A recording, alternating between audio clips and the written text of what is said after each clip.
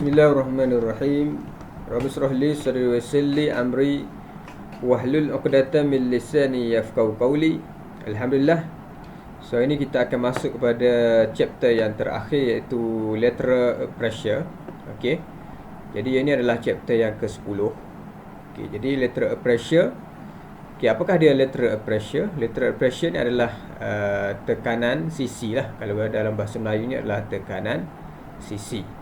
Yang mana untuk chapter ini, learning outcome-nya adalah at the end of this lesson, student will be able to first explain method of lateral pressure, second analysis the safety factor of retaining wall with Rankine and column method. So untuk kali ini kita akan fokus kepada Rankine only. So untuk column kita skip. Okay, and then draw the problem of retaining structure as in the question correctly. So kita go to the chapter content. So first, introduction. Okay, introduction of the lateral pressure. Okay, knowledge in lateral pressure is need to design the retaining wall and other retaining structure. Okay, three category of earth pressure. Okay, kita ada tiga kategori earth pressure. Yang pertamanya adalah earth pressure at rest. Okay, yang kedua active pressure, dan yang ketiga adalah passive earth pressure. Okay, untuk earth pressure at rest ini adalah tiada daya, tidak ada daya yang bertindaklah kepada tanah tersebut. Maknanya dia punya pressure dia sama dengan kosong. Okay, manakala untuk active pressure, okay, active pressure ni biasanya, contoh kat sini ini adalah retaining wall. Okay, untuk active pressure biasanya dia di sebelah sinilah, yang sebelah tinggi, tanah yang tinggi ni dia di sini kita kategori sebagai active earth pressure, sebab ini akan pressure di sebelah sini, yang sebelah tinggi ini, dia akan menyebabkan kegagalan kepada retaining wall. Jadi sebab itulah kita kita classify dia sebagai active pressure di sebelah sini. Manakala dekat sini adalah passive pressure. Kat sini pun ada pressure tapi dia passive. Passive ini biasanya dia akan membantu kestabilan retaining wall kat sini.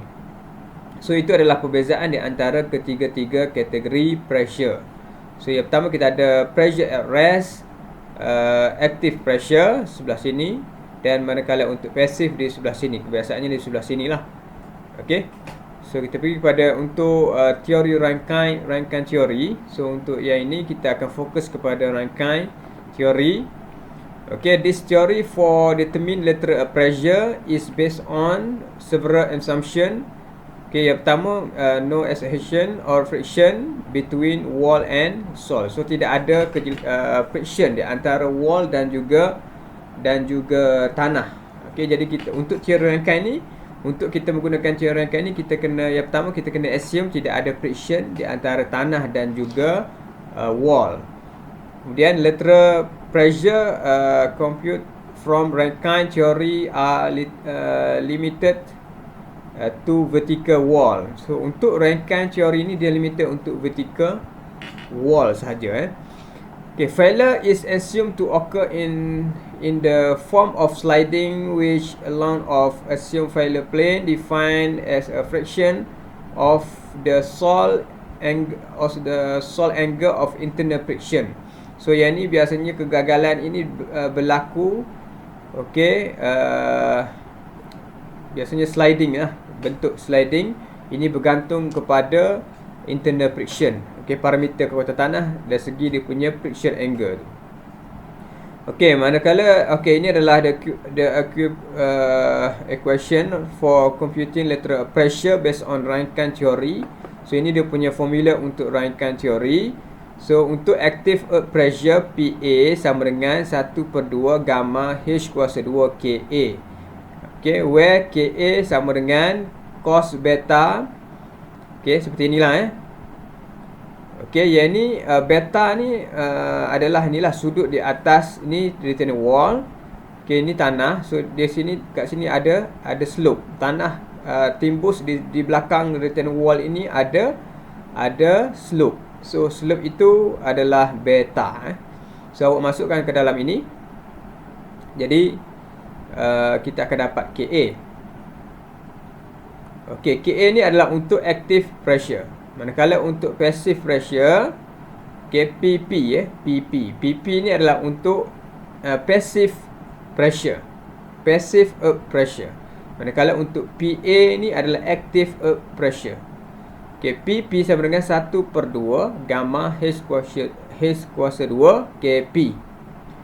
Okey, KP. So yang bezanya adalah dekat KP dan juga KA. Yang lain tu samalah, 1/2 gamma H kuasa 2 kali dengan KP ataupun KA. Kalau KP kali dengan KP, dia akan jadi pasif. Kalau kali dengan KA, dia akan jadi aktif. Okey. Okey, di mana KP sama dengan ini formulanya. Okey, bezanya adalah tambah dan tolak saja kat sini.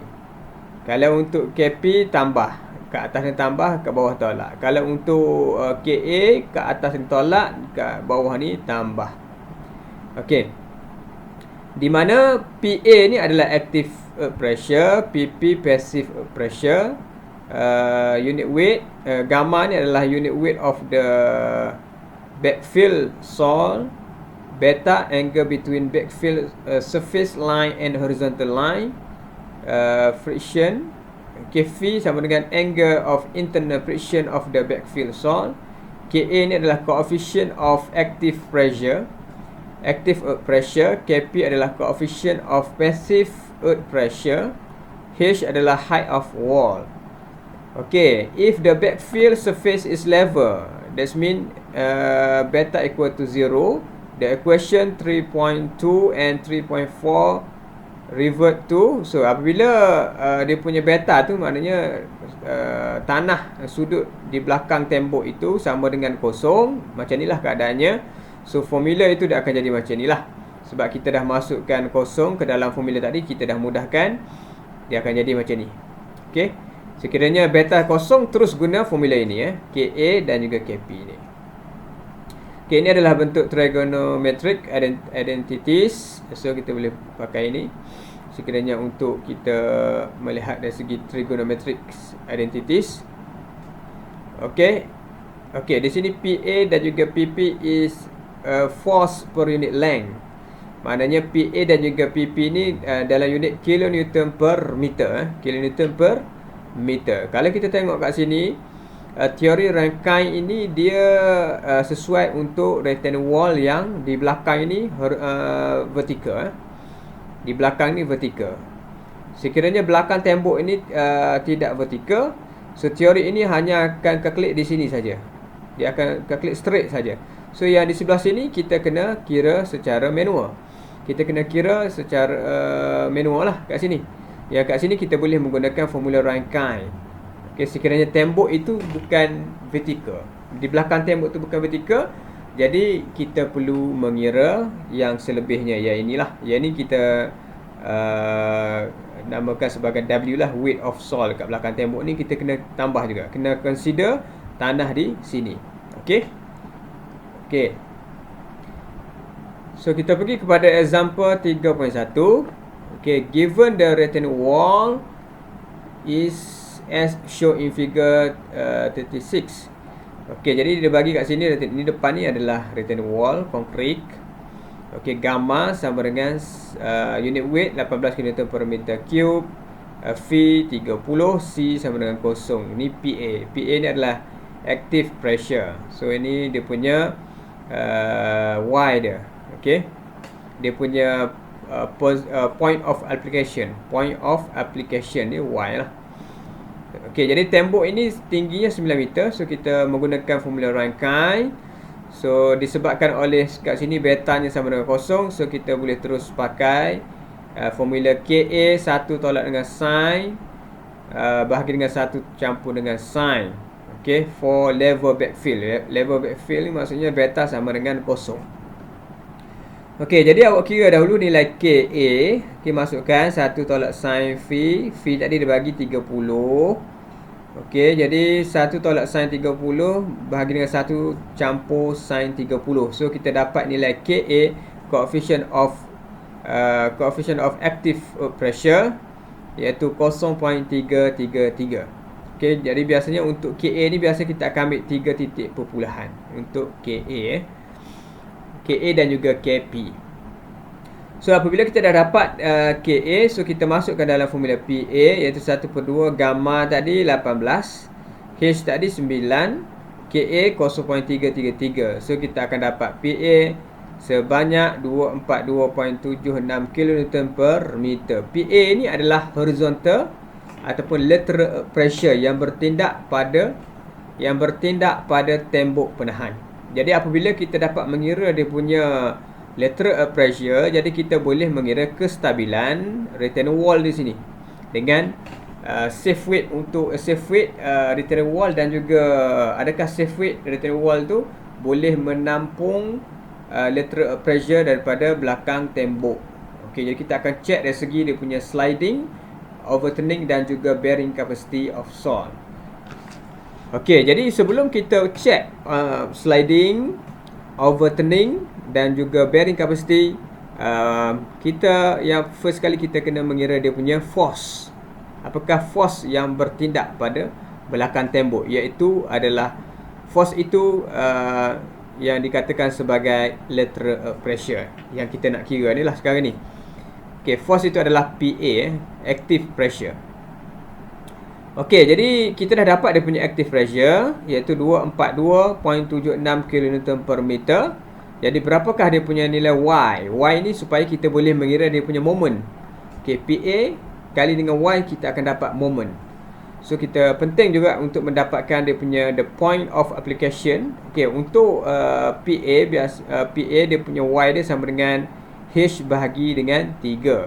9 bagi 3, so dapat 3. Dia punya point of application daripada 3 meter daripada bawah. Okay, PA ni bertindak 3 meter daripada bawah. So senang untuk kita kira dia punya moment. Alright, so selesai untuk yang itu. Untuk bagaimana untuk menentukan active pressure per meter. Okay. So kita pergi pada contoh yang kedua. Contoh yang kedua ini dia ada tanah di belakang tembok ni ada slope, iaitu sebanyak 15 darjah ataupun beta sama dengan 15 darjah. So jadi kita masukkan, so kita identify the total active pressure per meter of wall and its point of application by Rankine theory. So jadi pastikan anda menggunakan formula Rankine theory lah. Jadi PA sama dengan 1/2 gamma H cos 2 KA. So KA sama dengan cos beta. So kalau ada beta, so kita kena pakai formula yang ni lah, formula asas dia yang ni sebenarnya. Okey, formula asasnya yang ni. Jadi masukkan, jadi untuk yang ni kena pandai guna kalkulator lah. Cuba test dahulu untuk latihan ini. Kalau boleh awak test dahulu, cuba masukkan, cuba kira guna kalkulator awak adakah dapat sama. Kebanyakan pelajar dia silap kira dekat sini. Okey. Untuk cos 2 ni, cos 2 15 ni, dia silap, ada kalkulator ni silap masuk. Jadi untuk yang kat sini sepatutnya kena buat, kalau guna kalkulator, cos 15 kurungan cos 2. Kena buat macam tu. Jangan buat cos 2 15. Tak boleh. So dia kena cos 15 kurungan cos 2. Tolak dengan kurungan cos 30 kurungan cos 2. Okey, baru betul. Baru awak akan dapat nilai yang ini 0.373. Okey, cuba saya ingat. Saya rasa awak kena cuba yang ni. Untuk bagi confident. Untuk bagi confident awak punya calculation supaya nanti tidak berlaku kesilapan. Okey, jadi yang ini bezanya adalah dekat KA lah. KA ni sebab dia ada beta, so kita kena guna formula yang asas. Okey, masukkan dekat sini. Beta dia 15, KA cos 15 tolak dengan cos 2 15 tolak cos 2 30. Okay, seperti ni. So kita akan dapat 0.373 untuk KA. Okay, untuk PA 1/2 gamma H cos 2 kali dengan KA. So KA tadi kita dah dapat 0.373. So masukkan gamma tadi 18, tinggi tembok penahan 9. So kita masukkan dalam formula PA. So kita dapat 271.92 kN per meter. Ini adalah untuk lateral active pressure di belakang tembok yang ini. Okey. Okey, jadi Senang saja ni, semua kita masuk dalam formula saja. Tidak perlu refer chart dan sebagainya. Jadi ini direct lah ni, direct masuk formula je. Jadi awak kena pandai menggunakan formula kat sini. Okey, jadi untuk itu kita dapatkan dia punya point of application, iaitu Y sama dengan H bahagi dengan 3. 9 bagi 3 dapat 3 lah. 3 daripada base. Mana PA ni bertindak 3 meter daripada bawah. Okey, boleh kat situ. Jadi kat sini kalau PA kat sini sama dengan 271.92 km per meter. So dia condong sebanyak 15 meter lah bertindak macam ni. So bila dia incline macam ni, biasanya kita akan pecah kepada dua komponen, iaitu pada komponen horizontal dan juga vertikal lah. Okey, tapi tak apa. Yang penting tahu dahulu macam mana kita nak kira PA.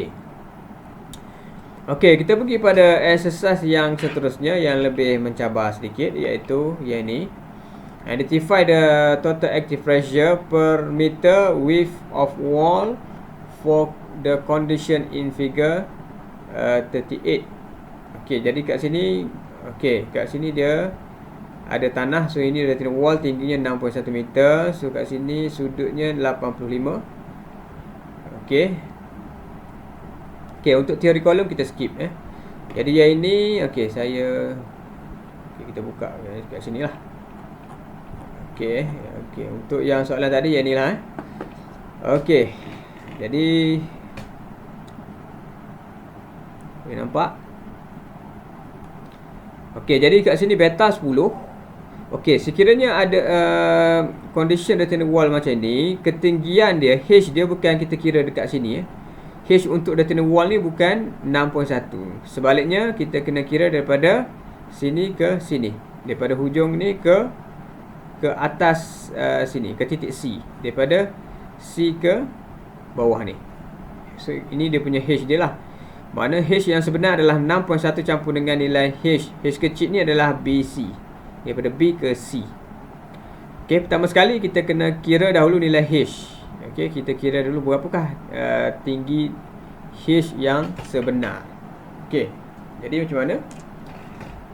Okey, ini dia punya parameter tanah gamma sama dengan 19 km per meter cube, V 35, C kosong. Alright. So jadi kita kena kira PA. Apabila kita dapat PA, kita akan boleh leraikan kepada komponen vertikal dan juga komponen horizontal. Okey. Okey, dia punya penyelesaian dia macam inilah. Okey, yang ni nampak kat sini. Yang pertama sekali kita dapatkan dahulu ketinggian. Okey, ketinggian daripada C ke sini. Jadi kita tengok kat sini, ini sudut ni, sudut yang ini 85 daripada sini ke sini. So kat sini berapa? 5 lah kan. Sebab ni 90. Daripada garisan C ke sini ni 90. So tembok penahan belakang ni sudutnya 85. So 85 tolak 90 ada 5 darjah kat sini. So 5 darjah, kita dapatkan nilai AB berapa ni? Segitiga ni. Kita fokus kepada segitiga yang sebelah sini. AB katakan D kat sini. Okey, kita fokus pada, so berapakah nilai AB? So kita boleh menggunakan tangent. Tangent sama dengan tentang bahagi sebelah. AB bahagi dengan 6.1. Okay, that's why tangent 5 sama dengan AB bahagi dengan 6.1. So AB sama dengan 0.534 meter. So kita dapat panjang AB. So panjang AB ni sama dengan berapa? Sama dengan 0.534 meter. Okey, jadi dah dapat yang nilai AB, barulah kita boleh cari BC. So pakai tangent juga. Tangent kat sini sudutnya 10. Tangent 10 sama dengan BC bahagi dengan AB. AB kita dah dapat tadi. So tangent 10 BC bahagi dengan AB ataupun BA. So BA kita dah dapat tadi 0.534. So BC dapat apa? BC dapat 0.094 meter. Okey, dah dapat BC. So barulah kita boleh mengetahui tinggi H yang sebenar, iaitu 6.1 campur dengan BC, iaitu 0.094 sama dengan 6.194 meter. So tinggi yang sebenar adalah 6.194 meter. Okey, dah dapat nilai tinggi ni, tinggi tembok penahan, barulah kita akan kira dia punya PA. Formula yang terlibat adalah PA ni sama dengan 1/2 gamma H kuasa 2 KA. So KA kena pakai yang ada beta ni sebab apa? Sebab dia ada slope di belakang tembok. So ini dia punya KA, formula KA. So okey, gamma 19. So kita masukkan, cari dahulu nilai KA. So ini saya ingatkan lagi sekali supaya hati-hati di cos kuasa 2 10 ini. Pastikan awak guna kalkulator dengan betul. Untuk buat cos kuasa 2 10 ini, kena buat kurungan cos 10 kurungan kuasa 2 untuk dalam kalkulator lah. Cara tulis dia macam ni lah. Tapi dekat kalkulator tak boleh buat cos kuasa 2 10. Okey. Okey, saya kalau boleh awak kira sama tak. Kalau tak dapat sama tu, maksudnya salah lah cara awak buat tu. Okey, jadi okey, kita kira nilai KA. So katakan awak dapat KA sama dengan 0.282. Okey, 0.282 KA. So dah dapat KA, barulah kita boleh kira PA. So PA sama dengan 1/2 gamma dia 19 kali dengan H. H tadi yang baru 6.194. Okey. Yang sebenar lah 6.194 kemudian kali dengan KA, iaitu 0.282. So kita dapat PA active pressure sebanyak 102.78 kN. Okey. So kita dah dapat active pressure. Walau bagaimanapun active pressure ini masih lagi bukan total lah, sebab dia ada W kat sini. Sebab formula untuk rangkai dia hanya untuk vertikal saja. So vertikal yang sebelah sini dia tidak mengambil kira. Tetapi untuk kita design retaining wall ini, kita perlu mengambil kira W ni, berat tanah di belakang sini. Okey, jadi macam mana nak buat? So kita campur dengan W. W ni adalah berat tanah. So berat tanah sama dengan keluasan, awak kena kira area ni, area segitiga ni, kali dengan unit weight of soil, iaitu 19. So kita akan dapat berat tanah di belakang tembok tu. Okey, jadi inilah 1/2 kali dengan unit weight kali dengan AB kali dengan H. So 1/2 AB kali dengan H ni adalah luas segitiga kali dengan gamma. So kita dapat berat tanah di belakang tembok, iaitu sebanyak 31.42 kN. Okey, jadi kita pecah kepada komponen horizontal dan juga vertikal. Tujuannya supaya kita boleh campur dengan W ni. Sebab W ni adalah pada arah vertikal. Jadi kita kena pecah dahulu yang PA ni, kita pecah kepada dua komponen, iaitu vertikal dan juga horizontal. Cara nak pecah dia, so PH pada horizontal, PA cos beta. So 102.78 kN per meter cos 10. Okey, PA tadi inilah 102.78. Okey. Manakala untuk vertikal, sin lah, PA sin beta. So kita dah pecah kepada dua, iaitu untuk horizontal 101.22 kN untuk horizontal. Manakala untuk vertikal 17.85 kN. Okey, jumlah vertikal kita kena campur dengan W lah. Sebab W ni berat tanah dia vertikal. Okey. Jadi kita campur, W campur dengan PV. Okey, W tadi 31.42 campur dengan 17.85. So kita dapat jumlah vertikal iaitu 49.27 kN per meter. Manakala untuk horizontal samalah, maintain kat sini 101.22. Okey, jadi untuk kita dapatkan jumlah tekanan aktif, so kita combinekan balik. Kita dapatkan balik resultant force di antara jumlah vertikal dan juga horizontal. Dia PA sama dengan punca kuasa jumlah vertikal kuasa 2 campur dengan jumlah horizontal kuasa 2. So kita dapat 112.57 kN. So jadi inilah dia punya PA yang bertindak di belakang tembok. Di belakang tembok. Alright. So boleh faham yang itu? Okey. Jadi kita berbalik kepada nota kita. So selesai yang kat sini, contoh exercise ini dah selesai. Kita teori kolom kita skip.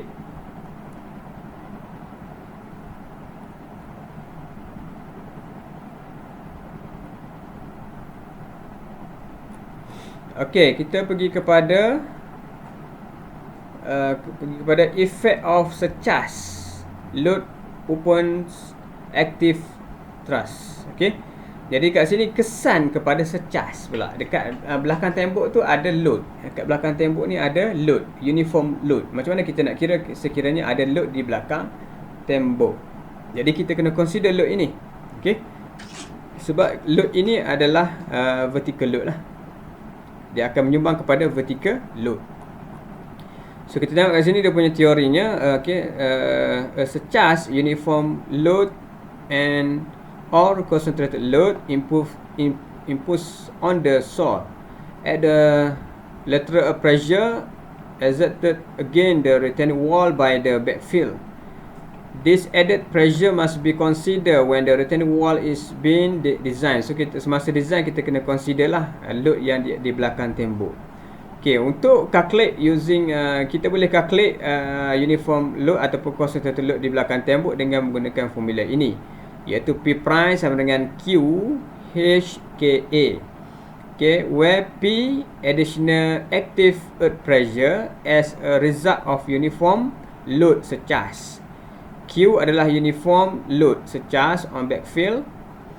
H ni adalah height of wall. KA adalah coefficient of earth of active earth pressure. Okey, ini dia punya ni. Sekiranya ada uniform load kat sini, so kita kena dapatkan jarak B. Dapat B ni pada mana? Daripada hujung ini ke sini lah. Daripada sini ke sini. Ini adalah B. Manakala ni adalah W. W ni adalah weight of soil lah kat sini. Sebab rangkaian dia akan kira secara vertikal saja. So kat sini weight of soil sama dengan apa? Sama dengan area sini kali dengan unit weight. So kita akan dapat W. Manakala untuk berat daripada uniform load, B kalikan dengan Q. Q ni adalah uniform load kali dengan jarak dia B. So kita akan dapat berapakah daya yang bertindak di sini. Okey. Jadi ini H. So dia akan dapat P prime. P prime ni adalah daya daripada uniform load. Okey. P prime ni dia punya ketinggian dia ataupun point application dia H sama dengan H kuasa 2. Manakala PA H per 3.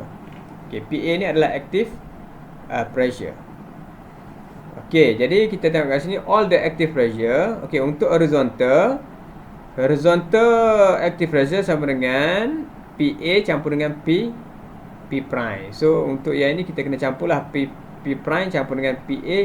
So kita akan dapat active pressure untuk horizontal. Manakala untuk vertical, W campur dengan QB. So W campur dengan QB. Okey, yang kat sini kita boleh combine balik dengan menggunakan resultant of active pressure, iaitu punca kuasa H kuasa 2 campur dengan V kuasa 2. So ini dia punya directions. Okey. Alright, so ini exercise. Okey, nanti kita akan tengok exercise-nya nanti. So kita pergi kepada retaining wall. Okey, retaining wall. So kat sini ada type of the retaining wall. Kita ada bagi contoh dua jenis retaining wall. Yang pertamanya adalah gravity wall. Okey, gravity wall ini a simple retaining wall. Okey, depend on the weight to achieve stability. Jadi untuk gravity ini dia bergantung kepada berat retaining wall tersebutlah untuk achieve dia punya kestabilan. Untuk achieve dia punya kestabilan, jadi sebab itu dia panggil gravity wall, sebab dia bergantung kepada berat wall tersebut. Semakin besar retaining wall tu, semakin stable lah dia punya semakin tinggi dia punya kestabilan. Okey, jadi biasanya untuk gravity wall ini perlu kawasan yang luas lah, sebab dia lebih besar lah dia punya ni, sebab dia bergantung pada berat. Jadi kita kena bina lebih besar. Dia punya structure untuk gravity wall ni biasanya dia lebih besar. Okey, manakala untuk cantilever wall dia, okey, untuk cantilever wall ni biasanya kita boleh bina panjang lah. Okey, lebih daripada 6 meter. Okey, lebih daripada 6 meter. So untuk cantilever ni lebih jimat kerana dia tidak memerlukan structure yang lebih besar. Dia hanya sebab dia menggunakan, tetapi dia mesti, okay, structure cantilever ni dia slender lah, kurus, tetapi dia mestilah mencukupi dari segi dia punya reinforcement di dalam tu. Maknanya dia perlu menggunakan concrete reinforcement. Jadi concrete reinforcement itu perlulah mencukupi lah untuk menampung lateral pressure di belakang tembok. Okey, biasanya material yang digunakan di belakang tembok biasanya kita akan menggunakan backfill material. Okey. Alright, so earth pressure computation. Okey, earth pressure computation. Macam mana kita nak kira langkah-langkah untuk mengira earth pressure. Yang pertama, to design retaining wall, the earth pressure acting on the wall must be determined. So yang pertama kita kena kira dahulu dia punya earth pressure. Okay, to design retaining wall, yang pertama kita kena kira dia punya earth pressure yang bertindak kepada wall tersebut. Okay, kemudian retaining wall design based on active pressure. Okay, biasanya retaining wall ni kita akan design based on active pressure. Sebab apa? Sebab active pressure ni yang boleh menyebabkan kegagalan kepada retaining wall. Kemudian the earth pressure for wall less than okay, yang ni tak apa, ini kita skip sebab dia menggunakan table. Tapi saya ajar ni kita menggunakan manual, tak payah guna table. Kita terus kira pakai formula je. Kalau pakai formula ni tak kisahlah 6 meter ke 9 meter ke, kita boleh kira semualah.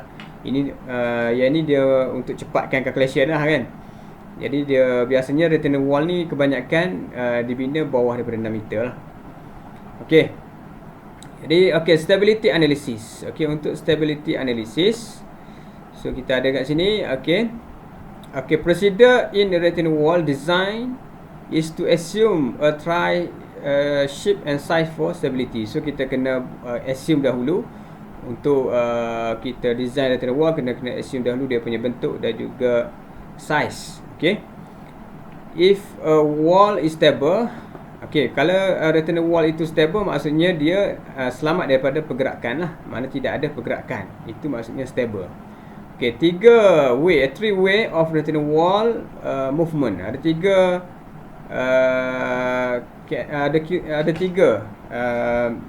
bentuk retaining wall itu boleh bergerak. Yang pertamanya adalah horizontally.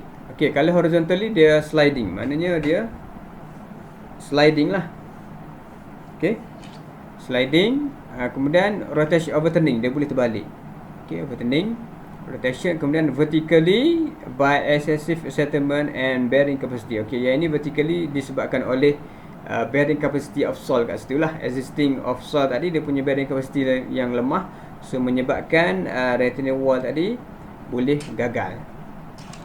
So ada 3 jenis lah. So kita kena check ketiga-tiga ni. Yang pertama dari segi dia punya sliding, dari segi dia punya overturning dan juga bearing capacity.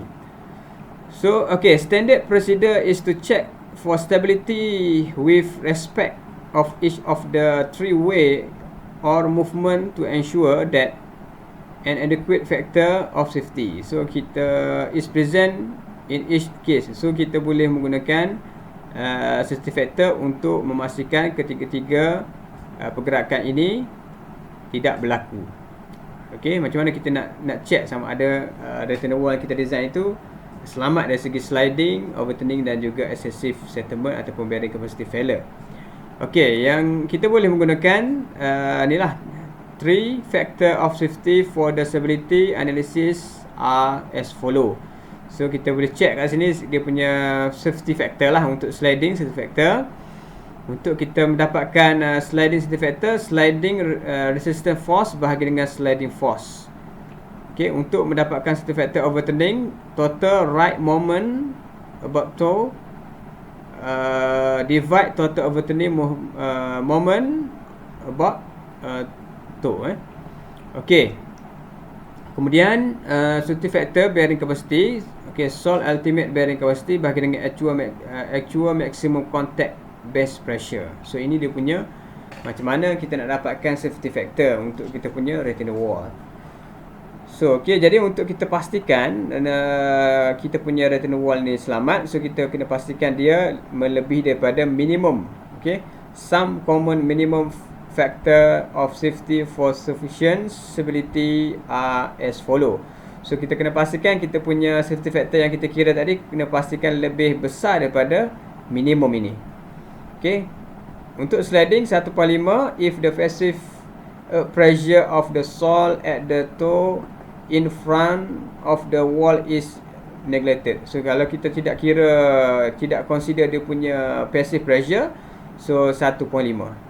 Okay, 1.5 lah, kena lebih besar daripada 1.5. Kalau kita mengambil kira if passive pressure of the sole at the toe in front of the wall is include, sekiranya kita mengambil kira passive pressure di depan retina wall itu, jadi kita kena pastikan kita punya safety factor kena lebih daripada 2. Okay, manakala untuk retina wall kena lebih besar 1.5 sekiranya menggunakan granular backfill.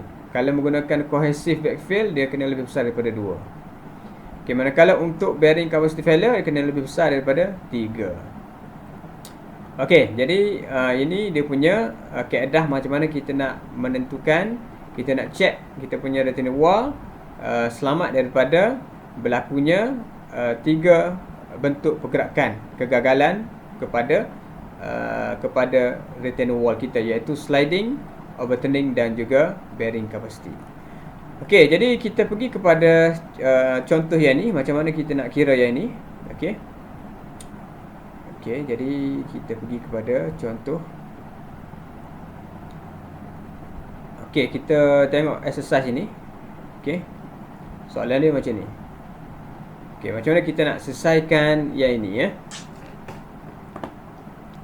Alright, so kita tengok soalannya. Given a smooth vertical wall is 6 meter high and retain cohesiveless sole with unit weight equal to 18.84 kN per meter cube. Kemudian V sama dengan 28 degree. The top of the sole is horizontal and level with the top of the wall.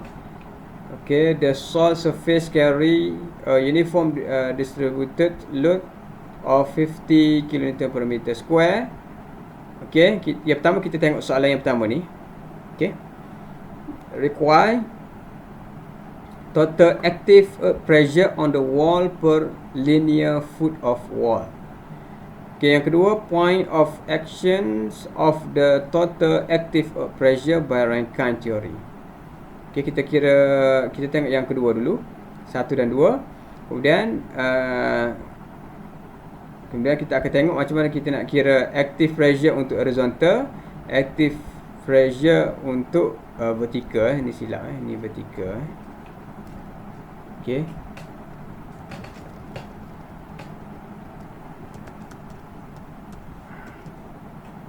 vertical.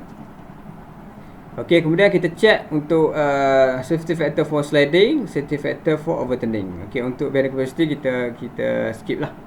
Okey, 2 kita check 2 itu dulu. Okey, jadi kita tengok dulu 1 2 macam mana. Okey, soalan dia macam ni. Okey, dia bagi unit weight of concrete 24. Okey, kemudian friction coefficient new sama dengan 0.55. So dia punya distribution load dekat atas tembok ni, Q sama dengan 50 kN per meter square. So apabila kita menggunakan formula Rankine, dia straight lah kan. So W ni kita kena kira secara manual lah. Okay, kena tambah lah, include dengan ni W ni. So unit weight dia 18.84 kN per meter cube, V 28, C kosong. So PA dia punya point of application H bagi dengan 3. So 6 bagi 3 dapat 2. Manakala untuk P prime ni adalah untuk lateral pressure yang melibatkan secharge. Okey, yang ni lah. So dia punya point of application H bagi 2. So 6 bagi 2 sama dengan 3. So total kedua-dua ni campur dengan ni, dia akan dapat jumlah PA, iaitu yang ni saya dah kira, nanti kita tengoklah macam mana boleh dapat ini. Okey. Jadi tinggi ni berapa pula Okey, itu adalah okey, jadi kita selesaikan. Macam nak selesaikan? So pergi dekat sini solution. Okey, pertama sekali kita kena kira dahulu dia punya KA lah. Okey. KA active pressure, KA. So active pressure sama dengan PA 1/2 gamma H kuasa 2 KA. P prime ni adalah formula yang melibatkan secharge tadi, iaitu QHKA. Okey, manakala untuk W belakang tembok tadi, W campur dengan QB. Okey, kemudian kita kira dahulu KA. KA sama dengan, disebabkan dia belakang tembok ini tidak ada slope, so kita boleh menggunakan formula yang ringkas. Yang inilah KA sama dengan 1 tolak dengan sin 28 bagi dengan 1 campur sin 28. So kita dapat KA dia 0.361. Okay, 0.361.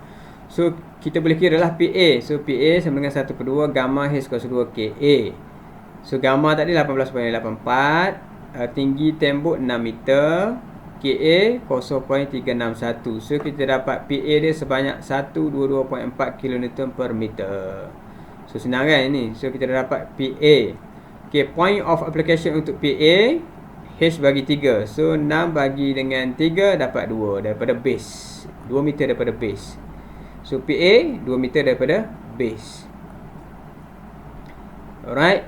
Kemudian kita pergi kepada P prime. Okay, P prime sama dengan QHKA. Q ni adalah secharge. Okay, uniform load daripada secharge, iaitu 50. H ni 6 meter. KA tadi kita dah kira, iaitu 0.361. So kita kalikan, kita dapat P prime iaitu 108.3 kN per meter. Untuk the point, point of action,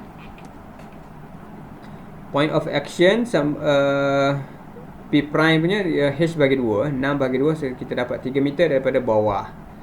So inilah 3 meter daripada bawah untuk P prime. Okey, faham kat situ?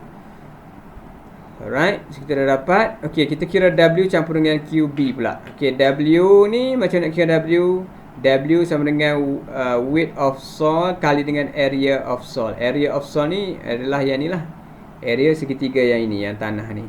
Okey, area segitiga ni sama dengan, ini panjangnya 1/8 kali dengan 6 bahagi 2. 1/2 kali 1/8 kali 6. Okey, sebab itulah 1/2. Mana tadi? Okey, ni. Okey, W ni sama dengan weight of soil. Okey, unit weight of soil ni 18.84 kali dengan area tu 1/2 kali dengan 1/8 kali 6. So kita dapat W. Okey. Manakala QB, Q tadi 50 kali dengan B. B dia jarak dia 1/8. B ni jarak daripada mana? B ni jarak daripada sini ke sini. Sama dengan inilah 1/8. Okey, dapat kat situ. Mana tadi? Okey, yang ni 50 kali 1/8. So kita campur, kita dapat 191.7 kN per meter. Right.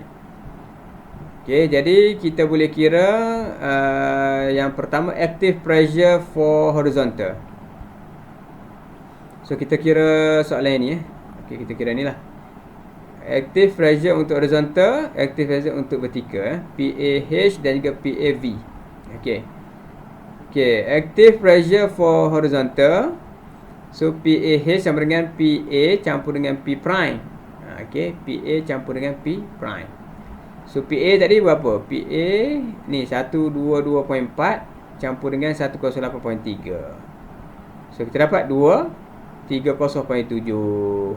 Okay, dah dapat inilah total active pressure pada horizontal. Kat sinilah. So yang ni, iaitu 230.7. Kat sini lah. So H dia macam nak kira H dia. H yang ni macam nak kira, kita akan kira yang ni.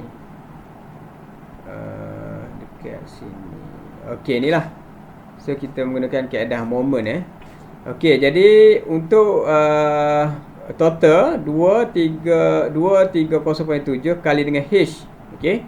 Sama dengan 122.4 kali dengan 2. 122.4 ini adalah PA. PA dia punya jaraknya 2. Jarak pada bawah tu 2. Okey. PA kali dengan jarak dia 2 dengan P prime kali jaraknya 3. So jadi total tadi kali dengan jarak dia. Okey. So kita akan dapat 230.7 kali dengan H sama dengan 122.4 kali dengan jarak dia itu 2. Yang ni PA. Yang ni P prime. P prime kali dengan jarak dia 3. So kita boleh dapatkan H. So H sama dengan 2.47 meter daripada bawah. Okey. So that's why yang ini kita akan dapat H ini 2.47 tadi 2.47 okey meter daripada bawah. Okey. So dah dapat yang tu. Jadi sekarang ni kita akan kira pula okey kita dah dapat 1 2 point of yang ni nombor 2 kita dapat point of action of total active earth pressure. Point of action ni yang tadilah 2.47 tadi.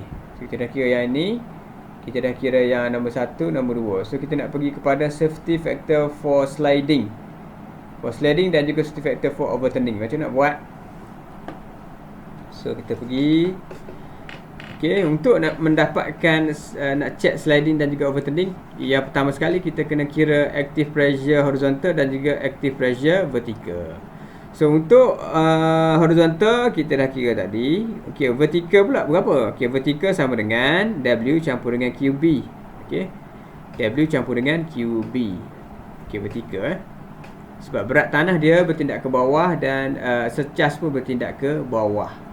So kita dapat W campur dengan QB sama dengan 191.7 kN. Okey, ini adalah untuk active pressure untuk vertical. Okey, untuk kita Okey, jadi untuk ni kita turun bawah lah Okey, jadi untuk kita nak kira dia punya sliding, check sliding ni, kita kena buat table macam ni. So ini dia punya component, yang ni weight of component, yang ni moment arm from A, right moment A. Okey, jadi yang ini from A ni maksudnya okey, ni A ni kat depan ni lah A ni kat sini lah, titik hujung ni. Mana retaining wall tu dia terbalik daripada, dia akan start terbalik, dia akan terbalik sebelah sini sebab tanahnya sebelah sini. So dia akan terbalik ke sini. So dia mesti terbalik start daripada sini, start pada point A ni. Okey, moment dia kita kena kira start daripada hujung ini, point A ni. Okey, itu adalah A maksudnya tadi kat situ. Okey, komponen 1 2 3. Okey, komponen 1 2 3. So kita tengok kat sini. Kita ada komponen 1 2 3. So kita kena kira dahulu berat 1 2 dan juga 3 ni. Okey. Kita nak buat. Yang mana diberi kat sini unit weight of soil sama dengan 18.84. Oh silap ni. 18.84 kan. Okey, tak apalah Okey, tak apa kita. Okey, unit weight of soil sepatutnya 18.84 Tapi okey, kita tak apalah. Kita katakan 18 kat sini. Okey. Unit weight of soil sepatutnya 18.84. Jadi tersilap kira, saya tersilap masuk. Tapi tak apalah, dia hampir sama 18 dengan 8.84 tu. Tak jauh beza. Okey. Jadi katakan unit weight of concrete 24. Okey. Jadi kat sini kita kena kira weight of component. Komponen 1 2 kali 6 kali 24. Komponen 1 ni ini luas segi 4 ni. 2 kali dengan 6 kali dengan 24 lah unit weight of soil ni. Okey. Okey, komponen 2 1/2 kali 1/8 kali 6 kali dengan 24. Komponen 3 ni kita dah kira dah tadi, iaitu W campur dengan QB. Alright. Okey, jadi komponen 1 sebab itulah 2 kali 6 luas dia kali dengan unit weight of concrete 24. So kita dapat 288 km per meter. Manakala untuk yang kedua 1/2 kali dengan 1/8 kali dengan 6 kali 24. So kita dapat 129.6 km per meter. Okey, untuk komponen yang ketiga kita dah kira, dia sama dengan PV lah. Kita dah kira tadi, iaitu W campur dengan QB, iaitu sama dengan 191.7. Alright.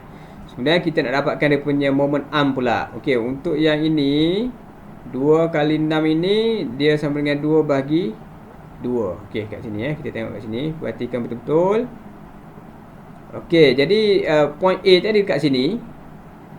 Okey, apabila dia terbalik, kita akan ambil center.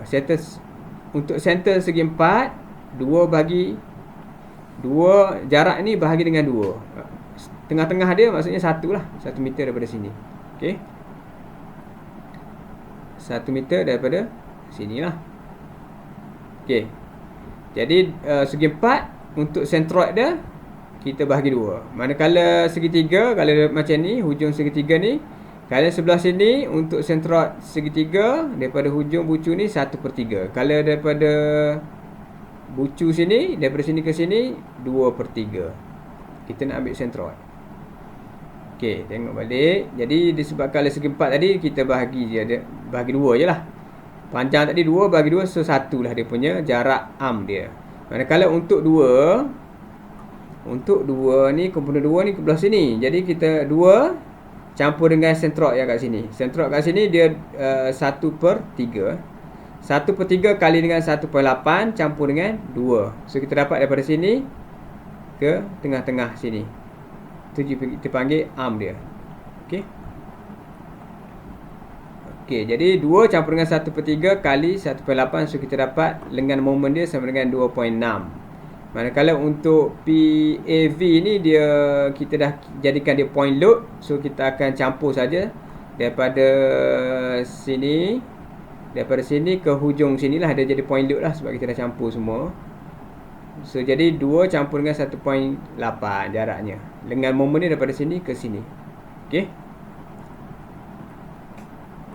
So sebab itu dah jadi 1.8 campur 2. Right. So kita kali right moment A kalilah. Okey, weight kali dengan lengan moment. So kita dapat ni. Okey, 288 kali dengan 1 dapat 288. 129.6 kali dengan 2.6 dapat 336.96. 191.7 kali dengan 38 kita dapat 728.46. Okey, jumlahkan semua sekali ini, kita dapat MR.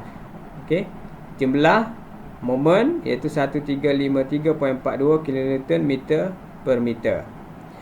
Kemudian kita jumlahkan vertikal, jumlah berat vertikal 288 campur dengan 129.6 campur dengan 191.7. So dapat 609.3. Okey, dah dapat tabel ni, dah selesai tabel ni, barulah kita boleh kira, barulah kita boleh check sliding.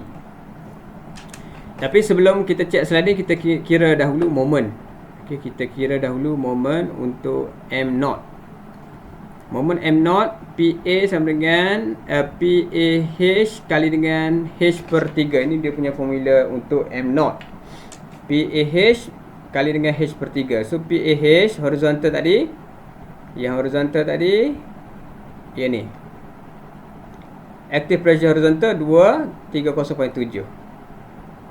Okey, 230.7 kali dengan H bagi 3. H 6 bagi 3. So kita dapat M0 461.4 kN meter per meter. So ingat dia punya unit dia. Dia dapat M0, baru kita boleh check sliding. Okey, safety factor of sliding sama dengan nu kali dengan jumlah vertikal bagi dengan PAH. Nu ni tadi diberi dekat soalan, iaitu diberi dekat soalan tadi. Kalau tengok balik dekat gambar dekat atas ni, new sama dengan 0.55. New tu adalah coefficient of friction. Friction coefficient Alright.